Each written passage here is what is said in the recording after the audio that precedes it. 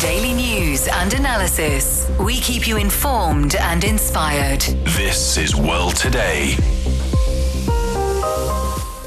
Hello and welcome to World Today. I'm Ding Hen in Beijing. Coming up, Xi Jinping calls for efforts to build the Xiongan New Area into a model of high-quality development. And we will explore why China's Yiwu saw a more than 50% increase in trade in the first 2 months of 2026. Trump says he is postponing attacks on Iran's power plants.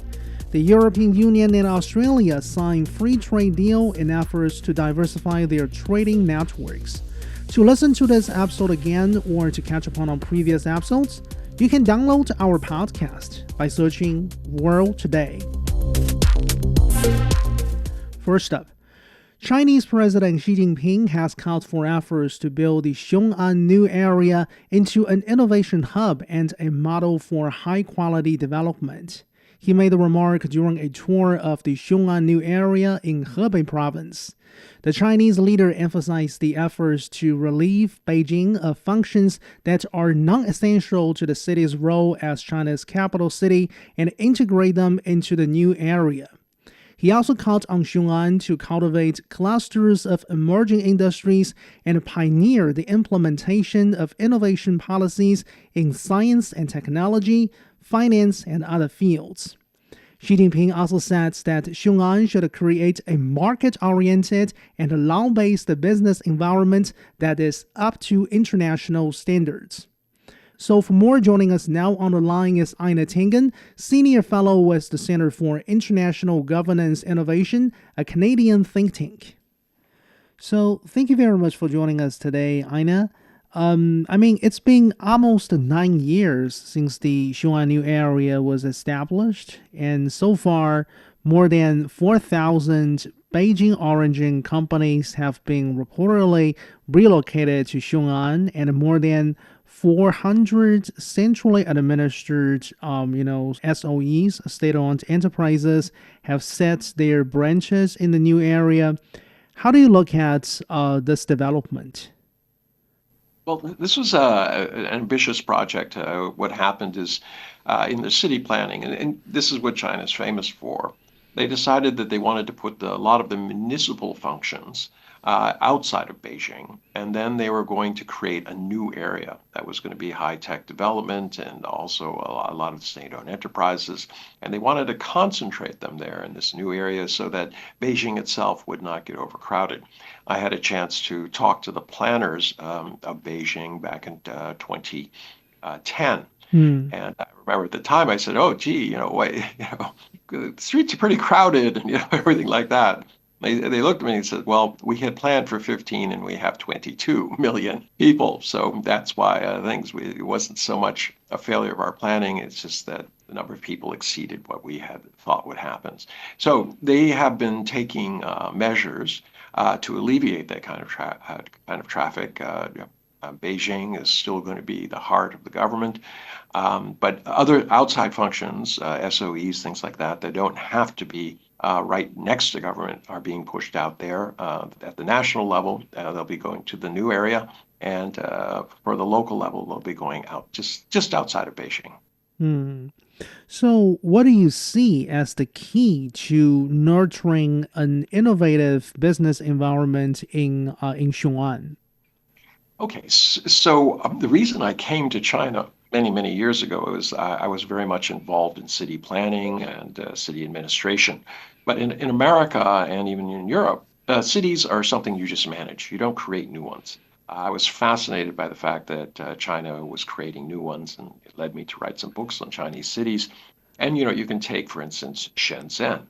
Why is Shenzhen so successful? Because it was a mixture of planning and policies opening up a new area. It was, once a fishing village. I don't think there's more than 500 people there.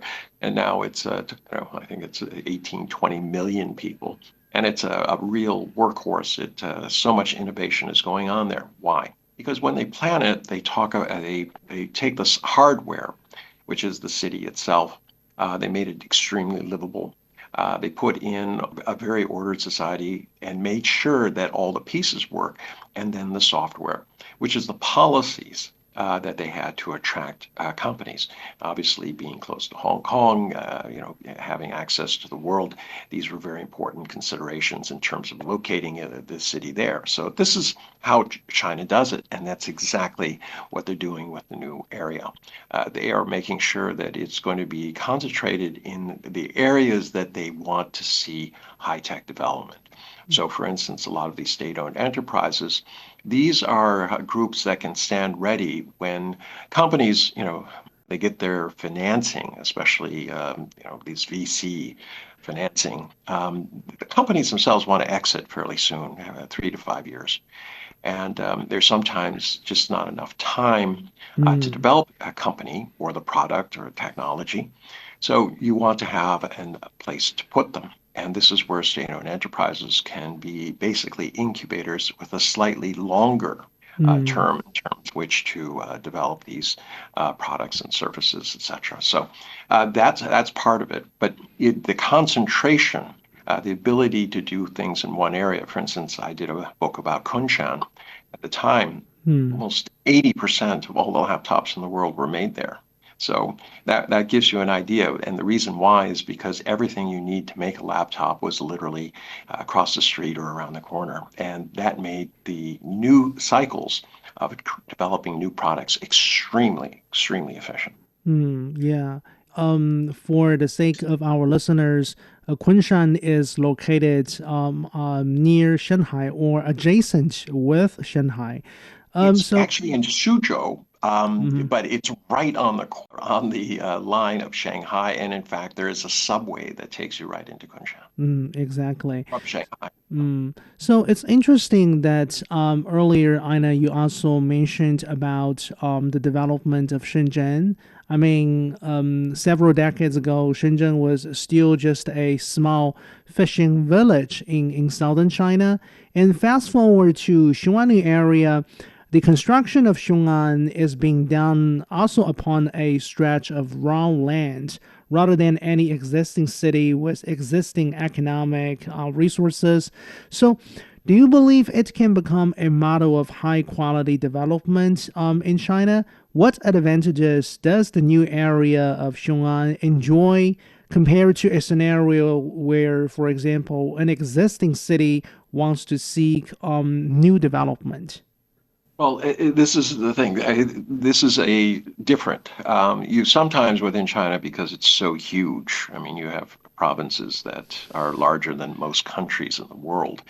You do have competition between different areas, but that's good.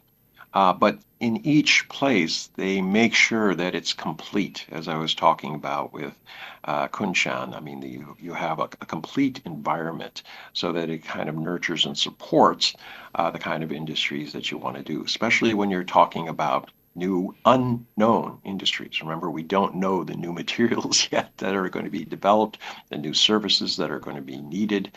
These are all going to be in the future. So you build the infrastructure. It's like the Belt and Road Initiative. Then you can start to take advantage of the trading opportunities and things like that. So, when people talk about, oh, new land, well, 9 years.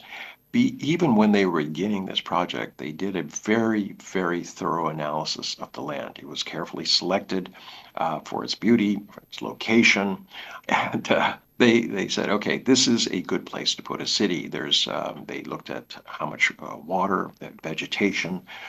They planned the streets very, very carefully to meet the needs of the people. So this is a model city. Existing cities, you deal with them the way they are. Within the second ring road of Beijing, most of the things are still hutongs. I mean, they're very quaint, they're wonderful, but they're not necessarily modern. You can't get two cars going down the same alleyway. So these are cities that are custom built for the future, and this is exactly why planning plays such an important role in this.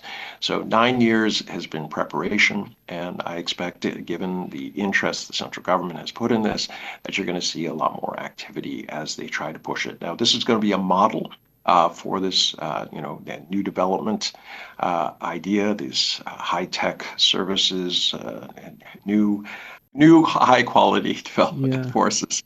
It's not a completely new idea, but it's a new emphasis. So having somewhere where you can say, this is how you do it, then becomes a model. Remember, China likes to do things in a smaller area contained. They sandbox it so that they can see how it's developing, what needs to be adjusted. Then, once it's a successful model, it then turns around and it will export that model to the rest of not only China, but if it's very good, they invite people to come and take a look at it from other countries and to emulate what they can. And this is how China is sharing its development. It's not trying to say you have to come to us. It is really about how do we build a future of mankind. Yeah. Should we worry about potential degradation of the natural environment in the Xiongan New Area as it goes ahead to pursue, say, development, including, I guess, urbanization? No, I don't think that's a problem, once again, because of the amount of planning that's gone into it. I talked to engineers who were working on the area, and they talked about how carefully they were designing all the systems. It was a sponge city. It's not supposed to draw off water. It's supposed to be self-sustainable. And this is something very important. I mean, China has introduced this idea of the environment that we're in is a right. It's a part of the code. It's like the civil code. You have the right to, to have law govern your property, but also your environment. So this is a good opportunity to show how China envisions that and how it works. So there will not, if there is any kind of adjustments that are needed, they will be made. But I can tell you there's been so much planning that's been put into this. And as with most things that China does over the long term, it generally tends to work out. Thank you very much for joining us. Aina Tingan, Senior Fellow of the Center for International Governance Innovation, a Canadian think tank. This is World Today. Stay tuned. You are listening to World Today. I'm Ding Hen in Beijing. A senior official with the APEC Secretariat has described China's southern Hainan Free Trade Port as a key testing ground for regional connectivity and liberalization amid rising global economic uncertainty. APEC Executive Director Eduardo Pedrosa made the comment when attending the annual Boao Forum for Asia, which kicked off on Tuesday. Speaking with my colleague Song Ruixing, Pedrosa also noted that some of the new frameworks, like the Digital Economy Partnership Agreement, shows that cooperation in the region is still moving forward. Mr. Pedrosa, you are joining us here in Boao, a platform that for 25 years has focused on Asia integration and global cooperation. As you look out at this year's Boao agenda, what are the most interesting intersections between the discussions happening here and the priorities for APEC under China's 2026 host year? Well, first of all, thank you so much for having me here on your show today. Definitely, it's an extremely important time for the region and for the global economy. We're still not sure what the final trajectory will be, but cooperation is essential to ensuring that growth continues and that we can continue to create jobs and innovate in our economies. But the first issue that I think APEC and Boao have in common is the trading system. We're going through this transition time, and this is a great opportunity for regional economies to discuss their own views on what the future will be and how to ensure that the multilateral trading system continues to innovate, reform, and address those issues of central concern to businesses and people. The second area of intersection is on innovation. We see a very strong focus this year at Boao on innovation. This is something that APEC has focused on for many years. Last year in Korea, there was an AI initiative, and this is to make sure that the way we approach AI in APEC is aligned and that everyone can benefit from it. As you know, there are large differences in access to the internet.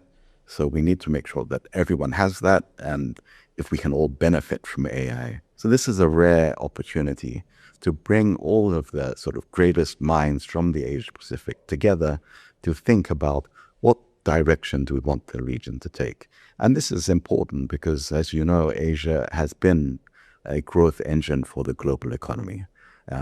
Without that engine, we really do risk a global slowdown. And so that at this point in time is critical for us and critical for the whole world. That's a very helpful big picture view. And if we bring it a little bit closer to the ground here in China, in a previous interview, I've noticed that you mentioned that you looked forward to drawing insights from China's 15th five-year plan and the country's experience in connectivity and trade structure. Mm-hmm. So now that you are here in Hainan, where the island has begun its special customers operations already, has this visit deepened your understanding of China's experience with institutional opening? Well, one thing that I always remember or think of about China's own economic development since the 1980s is the idea of crossing the river by feeling the stones. So Hainan is one of those opportunities where we look at how we're crossing that river. And so Hainan as a free trade zone, moving towards the digital economy, gives an opportunity for us to understand what liberalization and connectivity means for all of us today. I learned, I wasn't sure about this, but I was informed that Hainan is actually a visa-free sort of area so that we can experiment on people-to-people connectivity. There's, of course, the free trade zone, and there's also the customs duty free trade zone. So again, these are new initiatives that I think we can all learn from. As for China's economic development plans over the future, I really think it's important to remember that China now is the second largest consumer economy in the world. That hasn't been the case. And so that's another potential driver of growth. Over the past history of APEC, for example, China's incomes per capita were relatively low, around $3,000 a year.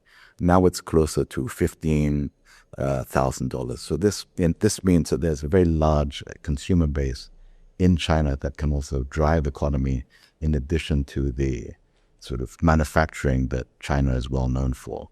But another part of this is the focus on innovation. We're seeing a huge amount of innovation in China, which is something that can be harnessed for future growth, but not just for China, but for the rest of Asian and global economies. I think we see here today, for example, the electric vehicles. China has been able to produce this as a mass scale because of their large market.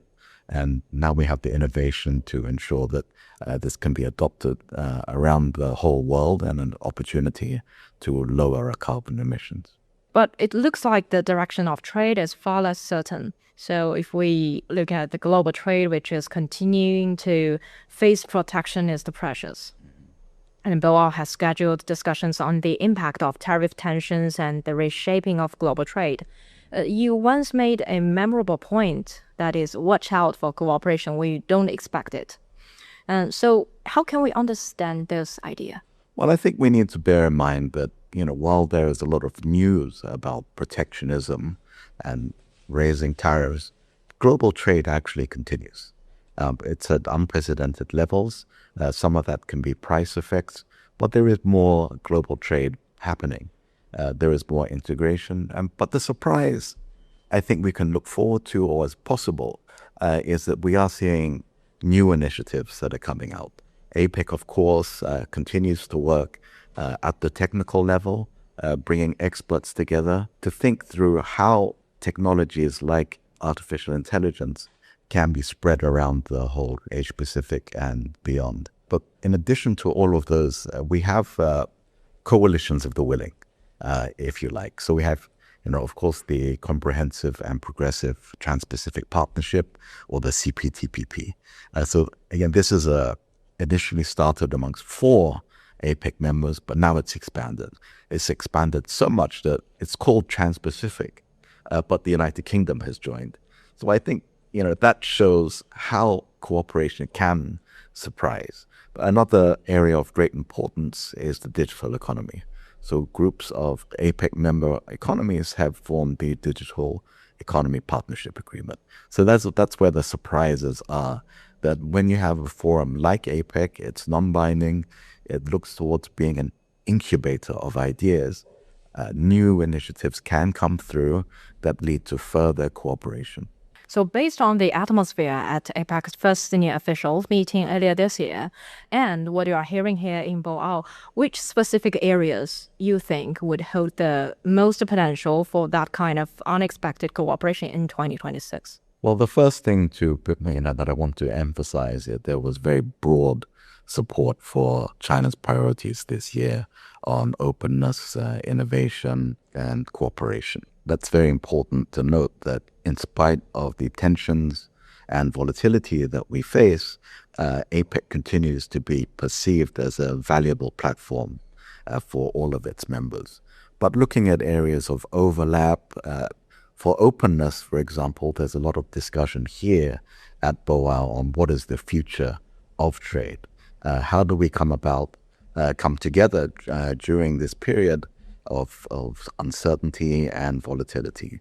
So an important work program that APEC does have is what we call the free trade area of the Asia Pacific. Now, let me emphasize that the idea is of an area. So we'll be having a lot of discussions about existing free trade agreements, including the Regional Comprehensive Economic Partnership Agreement, but also the Comprehensive and Progressive Trans-Pacific Partnership. APEC provides a platform for information sharing about these agreements and how they can eventually be aligned to ensure that goods and services flow smoothly across the entire region. Secondly, on innovation, a lot of economies around the Asia Pacific are looking towards how innovation can drive future growth. And again, APEC is into looking at the next phase of its work program. So we'll see what APEC members eventually decide. But as we've already discussed, artificial intelligence is a major issue for all of the regional economies. But we also know that there are also large digital divides. So there's very high internet penetration in certain economies, including China, including where I live in Singapore, but there are other economies that don't have that. So that's really important to look through that. But there's also other issues more related, I think, to the idea of cooperation, but connected to it. So we talk about AI, we talk about its importance, but we also know that AI consumes a lot of electricity. It's a very energy-intensive technology. So how do we share best practices in the use of AI? How can we make sure that it's more sustainably used? And what are the different sources of energy that we can use to ensure that AI can be used by everyone? Okay, you talked about APEC as entering its new next phase, right? Then Boao this year includes a dedicated session on revitalizing APEC toward the vision of an Asia-Pacific community. I heard lots of people saying that APEC is now at a critical stage in implementing the Putrajaya Vision 2040. So in your view, what does revitalization mean for APEC today? Yeah. Well, the first thing that I really need to emphasize is what's good about APEC is we have a built-in concept of review and revitalization. So this year is the first 5-year review of the collective actions towards the achievement of the Putrajaya vision and the objectives in what we call the Aotearoa Plan of Action, or how we're going to achieve that vision. So it provides us with a great opportunity to look at the work that we have done and identify the areas of work that we need to do over the next 5 years. In terms of revitalizing APEC, this is a really important time, and the need for an organization like APEC is more important than it's ever been. That was Eduardo Pedrosa, Executive Director with the APEC Secretariat, talking with my colleague Song Ruixing. More to come. President Donald Trump says he is delaying attacks on Iranian power plants. You're listening to World Today. I'm Ding Han in Beijing. We'll be back after a very short break.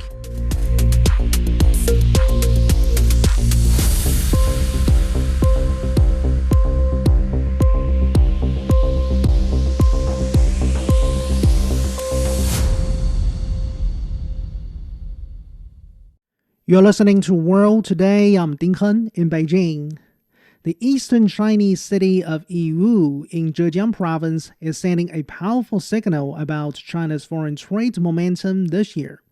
In the first 2 months of 2026, the small commodities hub recorded a surge of almost 53% in foreign trade. Exports rose by 52.9%, while imports were up by 52.6%. Africa became the city's biggest market during that period, with trade to the continent rising by nearly 85%. Trade with ASEAN countries also expanded by nearly 100%. Yiwu is known as the world supermarket for small commodities. For more on this, my colleague Zhao Yang spoke with Dr. Zhou Mi, a senior research fellow with the Chinese Academy of International Trade and Economic Cooperation.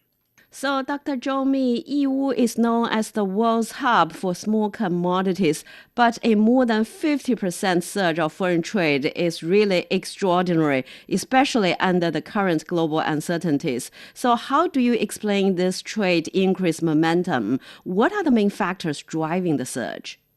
Well, yeah, if you're looking at the general terms of the trade, I mean, for the China's nationwide, it's increased almost 20%. So I think that the first 2 months of this year is a really reflection about China's status and positions in the global supply chains.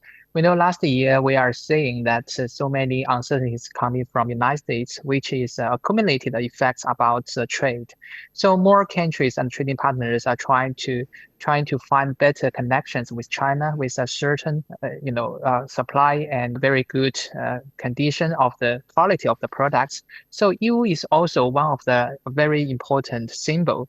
If you are looking at the structure of the Yiwu's trade, well, we are seeing that Yiwu has a lot of new trading partners. Among its main partners, it's increased more than 20% of the trade compared with last year. Well, for some new trading partners, it's increased even more. So the trade are just represent, what the countries, the market, and the industry really need from each other. So Yiwu is, performing very significant because that they represent the ways of doing business in an uncertain world and in a much more affordable ways and more resilient. And as you mentioned, it's tied to China's broader export recovery this year. But for more than 50% increase in imports passing through Yiwu, what types of products are driving this growth? Well, the imports are really diversified. If you're looking at the data of Yiwu, I think that most the driving force is coming from the consumption products. The consumption is one of the areas that the many countries are doing. So, in the past several years, we are seeing many Chinese companies doing businesses abroad. They investing in the ASEAN countries. They are able to accumulate abilities to do some performance, like producing the products, like consumptions, like the clothing, the shoes, and furniture, electronics. We are seeing that the Chinese market is getting stronger, and as we are lowering our tariffs for import, we are getting more tariff-free or zero tariff policies to our trading partners. More countries are able to produce and provide more consumption products to China. Well, on the other hand, I would say that some of the agricultural products like the avocados from Africa or any other aquatic products from many countries are really came to China from Latin America, from ASEAN countries. So the import are real diversified, but I think that they are also followed the route of the trade, and it's more balanced, not just for export. They can come back as the same route, and it will have a better supply to Chinese market. And we've seen trade with Africa grew nearly 85% in the first 2 months of this year. So why is Africa now EU's biggest market? Africa is growing. I mean, in the China's general map of trade, I think that the mutual understanding and the mutual benefits for both sides are really the basis for the cooperation. Well, for EU is one of the most popular cities for African uh, friends to come to China. So you can see that they are really need more supply of China's products. So they can come here to enjoy this resilience and much more competitive products from China. And they also are going to have a better supply in certain kind of things, like I mentioned, the beefs, the agricultural products, some fruits, some of these crops. So these are the bridges between China and the African countries are not just in EU, but in other provinces like Hunan. But for EU, because they do have a very good, very sound supply ecosystems like the insurance, logistics, some of the agent of the custom clearance, they benefit even more from that. So according to the different method, I think that market purchasing is one of the main ways of businesses when we're talking about the trade between EU and African countries. So these companies, they can represent a certain parts of these traders. They can do it together to enjoy the policies by Chinese government, and that will speed up their ways of logistics and make the transaction in the lower cost. And trade with ASEAN countries jumped almost 100%. So what explains such explosive growth? Well, I would say that it's true that some companies are really afraid of the uncertainties, especially between China and the United States. So they want to try to find some kind of alternatives in other countries. It is happening, but it's not just the main reasons why we are seeing the surge. I think the main reason is coming from the relation between China and ASEAN countries are getting stronger with the help of the RCEP and also the China-ASEAN Free Trade Agreement version 3.0. We are seeing that the relations between these two partners are getting stronger, and there are more vertical allocation along the industrial chains, and more innovation-based technology and products are being traded between these two parts, which has injected a very strong forces for the trade between China and ASEAN countries. And now we are seeing foreign trade business model changes. So are the small and medium-sized exporters in EU benefiting from e-commerce platforms and digital trade? Well, definitely, in my understanding, that e-commerce is the best way for the small and the medium-sized enterprises to be involved in the global trade because they don't have enough strength for establishing their own channel for the trade, and it takes really professional knowledge and skills to deal with the trade, especially when the tariffs and other requirements are changing so rapidly. So for the e-commerce, the platform is giving the support to the stakeholders, the SMEs, and strengthen its abilities on acquiring the information from the market and strengthening the cooperation with other countries, the enterprises in other countries. So the e-commerce and the digital technology make it implementable for those companies who want to enjoy the benefits of the global trade, and they really enjoy that. And EU has long been a barometer for global demand for small commodities. So, Dr. Zhou Mi, now with the AI embedded into everyday products, is EU signaling a new phase of consumption driven by smart small commodities? Definitely, if you go to EU market, you will find that those areas who are selling the smart products, like some of the toys, some of the electronics, some of these appliances at home, I think that they are popular. There are a lot of people going there from other countries trying to buy the things from them. Well, itself, the EU market is reshaping, reconstructing, the pattern of its market segments. I think that according to the technology development, there will be more elements of the smart technology, in artificial intelligence related products and the robots. I think that they are popular. They represent one of the direction, and also are signals for the technology implement in the commodity, small commodity markets. Dr. Zhou Mi, a senior research fellow with the Chinese Academy of International Trade and Economic Cooperation, speaking with my colleague Zhao Yang. You are listening to World Today. Stay tuned.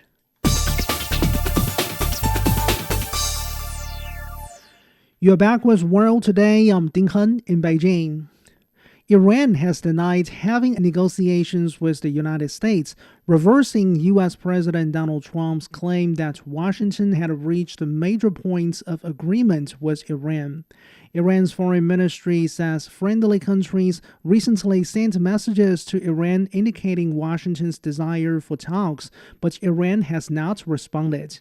Tehran says there is no change in its position on the Strait of Hormuz and its conditions for ending the war. Earlier, President Donald Trump said he had ordered a 5-day delay of planned strikes on Iranians' power facilities, adding that there had been good and productive conversations aimed at easing tensions in the region. Some media reports are suggesting that the United States and Iran could hold negotiations in Pakistan as early as this week. So joining us now on the line is Professor Wang Jing from Northwest University in Xi'an, China. Thank you very much for joining us. It's my great pleasure. So first of all, Dr. Wang, how would you look at this, mixed or even contradictory messages from President Donald Trump and from Tehran? I think we cannot deny the kind of the possibilities that there were some kind of the possible talks ongoing between United States and Iran, because I think there may be some, but we maybe have the different definitions, because if we looking at the wars, it has already been lasted for nearly 4 weeks without any major breakthrough. And for each party, Iran on the one side and the United States and Israel on the other side, they actually have the kind of the feeling that if the war continues, nothing further breakthrough will come out. So it means that for the latest developments, I think we may seek some opportunities and chances for the negotiation and possible dialogues. Maybe that these dialogues are not so high level, not so very direct way, maybe through the very indirect way, maybe the lower level of the different sides of the officials. This is much more likely. So that's why this leads to the kind of the misunderstanding or misinterpretation from United States understanding, okay, now the talks are going and the messages are being transferred and exchanged under the mediation of the third party. Well, maybe from Iranians' perspective, there was no very official and normal and formal kind of the dialogues between the two sides. So this may be a misunderstanding. But I think we will, sooner or later, we will know. But I think it's very likely that there are some kind of the channels of the messages has been sent, and maybe there were some kind of the possible exchange of information, exchange of the messages in the future. Now, talking about Iran's perspective, do you think Tehran is ready or is willing to engage in serious talks with the United States anytime soon? I think maybe, let's say, maybe there were some possibilities of possible talks and the kind of the peace for achievement resulted from the talks.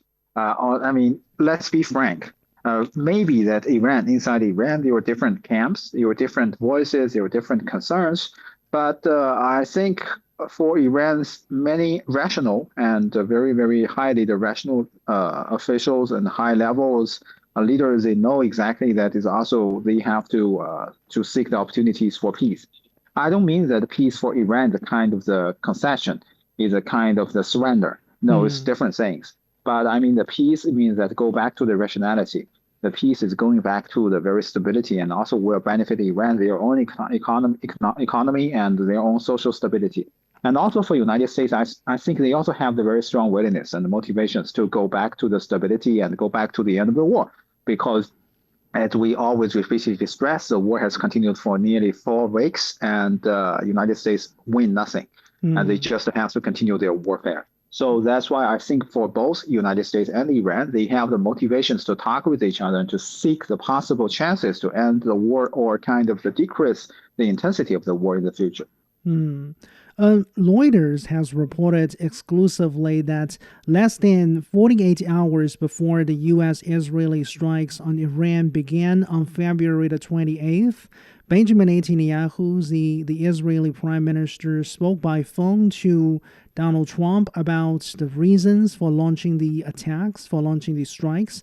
And we know both Trump and Netanyahu knew at that point from earlier intelligence sources that Ayatollah Ali Khamenei and his key lieutenants would meet at his compound in Tehran. And Netanyahu argued in that phone call with Trump that there might never be a better chance to kill the former Iranian supreme leader. So, Dr. Wang, in your understanding of this situation, how credible is this report by Reuters? I think it's likely. We cannot deny the kind of the possibilities because we don't know what's exactly happened. We have no detailed information, even that we know we cannot express very clearly here. So that's why I think we cannot deny or we cannot accept the very reality or maybe the possibilities of the reality behind this report. But as you mentioned, I think it is correct because Israel launched the very first strikes against the targets inside Iran, and especially during the first waves of attack launched by Israel, Ali Khamenei was assassinated. He was killed, unfortunately. And also, I think maybe other Iranian senior leaders from both Iran military forces as well as Iran Islamic Revolutionary Guards Corps were also killed. So that's why maybe Israel chose this moment based upon their information collection and their kind of the information decision about the possibilities of the killing of the Ali Khamenei. So that's why maybe the report is true. But as we don't know. We really don't know what exactly the details are. And of course, maybe in the future when the documents released and maybe more facts are released, I think maybe we'll know more. Yeah, and to clarify, the report I cited earlier was conducted based on interviews with unknown sources that the reporter intended to protect, I guess, because of the sensitivity of this whole issue.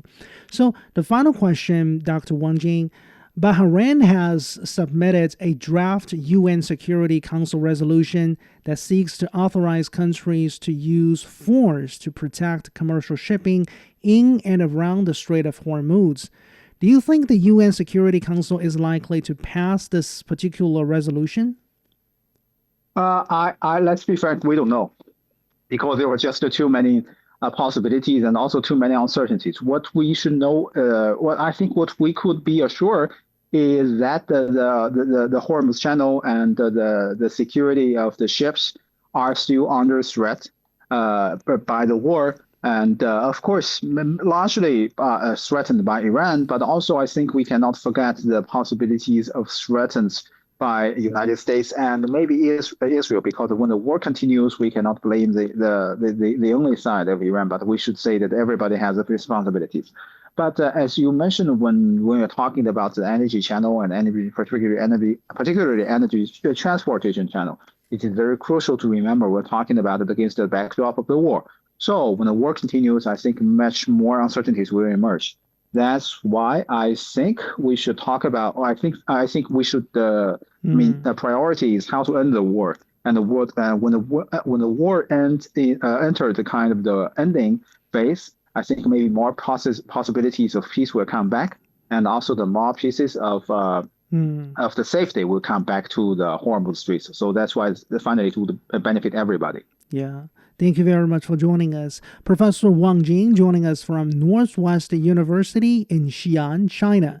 Coming up, the European Union and Australia sign free trade pact in efforts to diversify their trading networks. This is World Today. Stay tuned.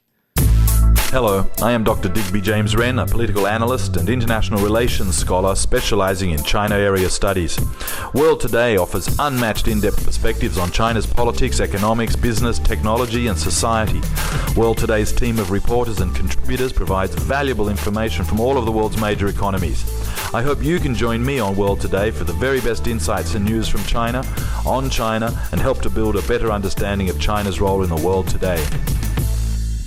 You are listening to World Today. I'm Ding Hen in Beijing. Australia and the European Union have finalized a free trade agreement following years of negotiations. Officials say the deal will lower trade and investment barriers between the two markets after completion of domestic ratifications. 98% of Australia's exports will enter the EU duty-free, while almost all EU tariffs on Australian agricultural products will be eliminated. Negotiations on this trade deal began in the year 2018. They broke down in 2023 because of a dispute over agricultural market access.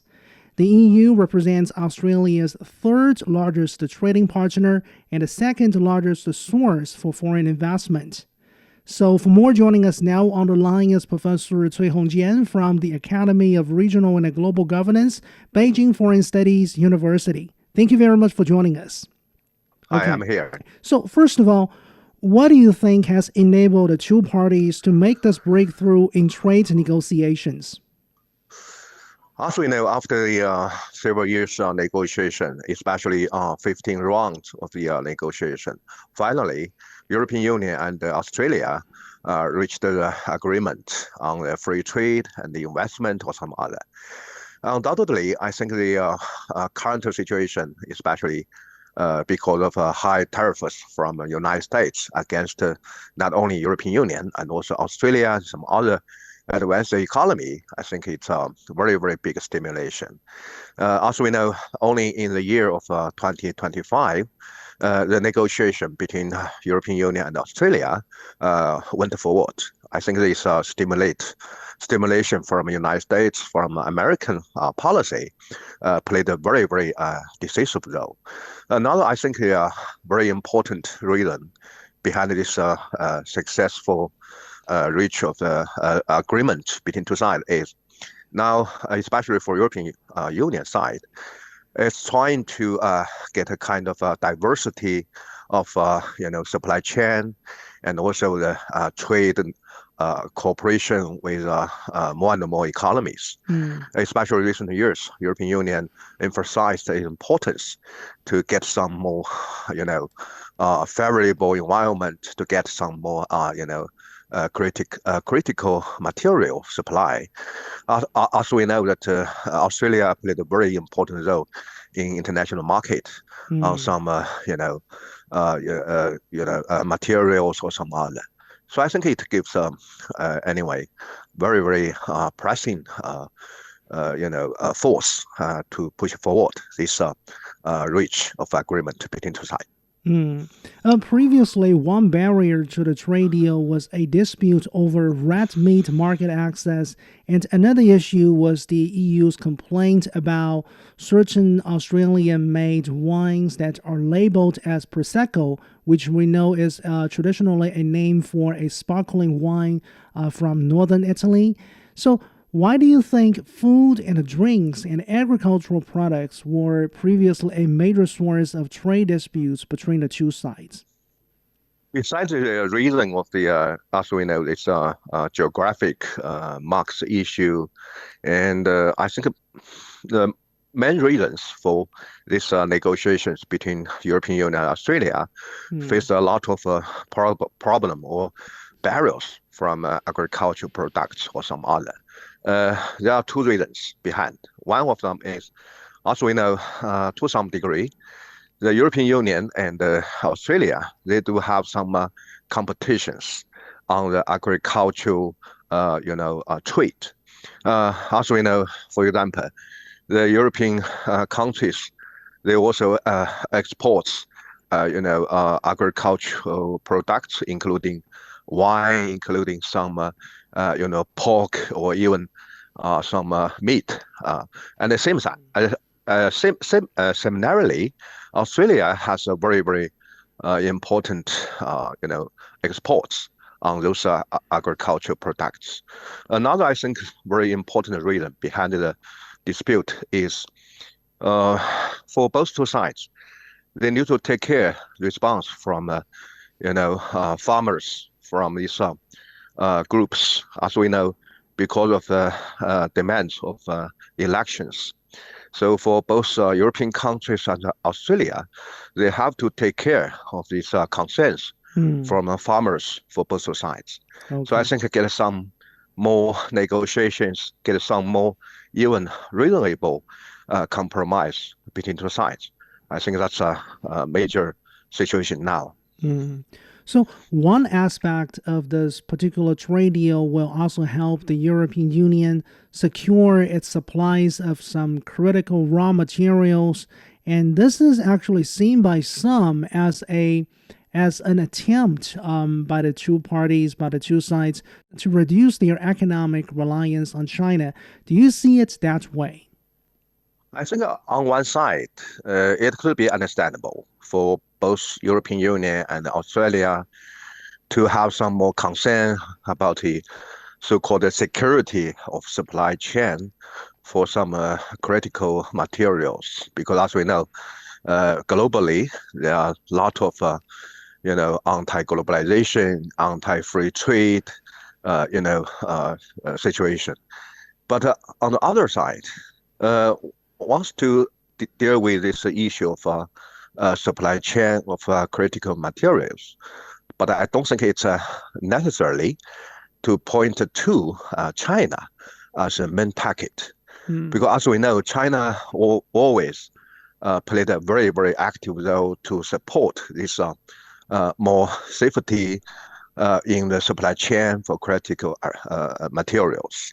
And even so far, China has a very, very active policy to support its trade on critical materials with not only Australia and also European Union. So I think this course from both sides to talk about China on this issue, majorly it's from a kind of a political consideration, because as we understand that now for especially European Union side always put a political or even security consideration into any kind of free trade agreement with other economies. So I think the economic security is okay, but it's not so fair to draw China into this so-called serious concern about the security issue. Indeed. I guess when we talk about this very fact that Australia and the European Union can ultimately reach a free trade agreement, a lot of global optimism can be really injected into the spirit of free trade at a time when we're seeing really unprecedented challenges to economic globalization, that's for sure. But thank you very much for joining us. Professor Cui Hongjian joining us from Academy of Regional and Global Governance, Beijing Foreign Studies University. Unfortunately, that's all the time for this edition of World Today. To listen to this episode again or to catch up on our previous episodes, you can download our podcast by searching World Today. I'm Ding Han in Beijing. Thank you so much for listening. Bye for now.